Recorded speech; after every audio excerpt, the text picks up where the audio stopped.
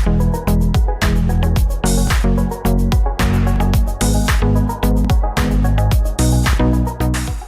اللہ الرحمن الرحیم۔ یہ ویڈیو بھی یا یہ پروگرام بھی کسٹمز اور کسٹمز انٹیلیجنس اسلام آباد کے حوالے سے ہے، اور یہ ان کے ڈی جی سے میں نہیں پوچھ رہا، یہ میں چیئرمین ایف بی آر سے گزارش کر رہا ہوں کہ انہیں کہیں، یعنی اسلام آباد والوں کو کہیں کہ پچھلے 1 سال میں انہوں نے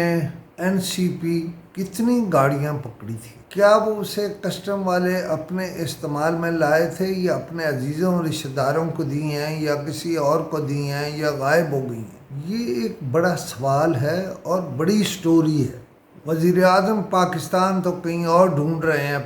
پیسہ تو ادھر ہے کسٹمز میں۔ آپ سے ایک اور سوال بھی ہے، اور وہ چیئرمین صاحب ہی پوچھیں ان سے کہ انہوں نے پچھلے سال کتنا مال پکڑا تھا، یعنی وہ مال اگر کپڑا تھا تو وہ کتنا تھا، اگر دودھ تھا تو وہ کتنا تھا، وہ مکھن تھا تو وہ کتنا تھا،